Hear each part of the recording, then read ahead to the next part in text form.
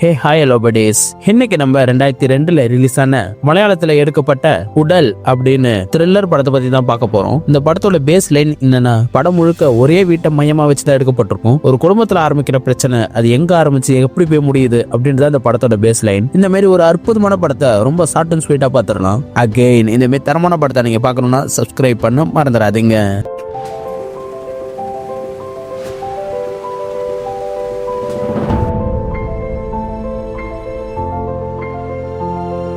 இந்த ஒரு பாட்டி 4 வருஷம் படுத்த படிக்கையா இருக்க அவங்கள குளிப்பாட்டுறது, டைப்பர் மாத்துறது, இப்படி எல்லா வேலையுமே செஞ்சு தாத்தா அவங்கள நல்லா பாத்துக்க. ஆனா இந்த விஷயம்லாம் இந்த வீட்டு மருமகளான ஷைனிக்கு அருவருப்பா இருக்க பாட்டி மேல வேற ஸ்மெல்ல தாங்க முடியாம அதனால அவங்க சாப்பிட முடியாம பட்னி கிடக்குறாங்க. தப்பி தவறி கூட பாட்டியை தொட்டுட்டா உடனே போய் சென்ட் அடிச்சுக்கிறாங்க. இது பாட்டிக்கு தெரிஞ்சு ஃபீல் பண்ண தாத்தா வந்து சமாதானம் பண்ண, ஷைனியோ வெளியூர வேலை செய்யற ஹஸ்பண்ட் கால் பண்ணி கம்ப்ளைண்ட் பண்ண, அவரும் வயசானவங்களை நம்ம தான் பாத்துக்கணும் சொல்லி அட்வைஸ் பண்ண, இப்படியே நாட்கள் ஓடுது. இதுல ஷைனிக்கு காலேஜ் மேட் கிரணோட ஆல்ரெடி அஃபேர் இருக்குது. அவர் தாத்தாக்கு தெரியாம அடிக்கடி வீட்டுக்கு வந்து ஷைனியை சந்திக்க, இவருக்காகவே ஷைனி பின்வாசல் கதவை திறந்து வைக்க, இப்படியே டெய்லி நடக்குது. அப்படி ஒரு நாள் கிரண் வீட்டுக்கு வர, என்னால டெய்லி இந்த ஸ்மெல்ல தாங்க முடியல, பாட்டியை போட்டு தள்ளமாட்ட ஷைனி கேட்க கிரணுமே ஒத்துக்கிறாரு. அதுக்கப்புறம் 2 பேர் சேர்ந்து ஈர துணியால கழுத்து நெரிச்சு இவருக்கு எல்லாம சாவடிச்சு சைலண்டா வேலையை முடிக்கிறாங்க. அப்ப கிரணுக்கு பாட்டி செத்துருப்பாங்களான்ற டவுட் வர, அதை கன்ஃபார்ம் பண்ணிக்க மறுபடியும் அவங்க ரூமுக்கு வர, அப்பதான் பாக்குறாங்க கொன்னதுக்கு யூஸ் பண்ண டவல் அங்கேயே வச்சதும் அது காணான்றதையும் நோட் பண்றாங்க. ஆக்சுவலா தாத்தா தான் அவங்க கொலைப்பணம் யூஸ் பண்ண துண்டு அங்க இருந்து எடுத்திருப்பாரு. இவங்க பாட்டியை கொன்ன அதே நேரத்துல தாத்தாக்கு தச்சையெல்லாம் முழிப்பு வந்து அதே நேரத்துக்கு அந்த இடத்துக்கு வர,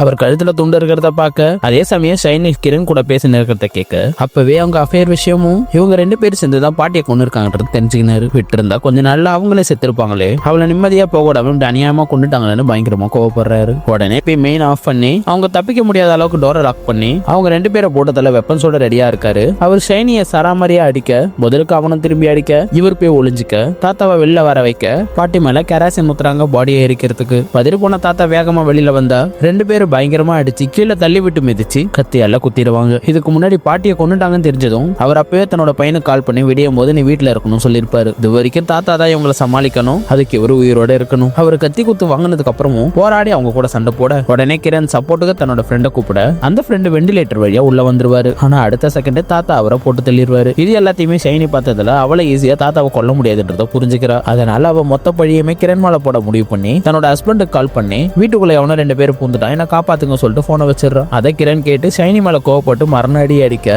அந்த சமயத்துல சிலிண்டர் தூக்கி போட்டு தாத்தா சாவடிக்க, ஷைனி அவரோட காலை பிடிச்சி இருக்க, கையில கரைச்ச செம்ப வச்சு அவளோட தலையிலேயே அடிச்சு கதவை திறந்து வெளில வர, கரெக்டா அந்த சமயத்துல ஆம்புலன்ஸ் வர, அங்க பையனும் அதே டைம்ல வந்துடுறாரு. ஆக்சுவலா தாத்தா தான் ஆம்புலன்ஸுக்கும் கால் பண்ணிருப்பாரு. அவர் தன்னோட பையன் கிட்ட முதல்ல போய் உங்க அம்மாவை பாருன்னு சொல்ல, அப்படியே தாத்தாவை ஹாஸ்பிட்டலுக்கு கொண்டு போறாங்க.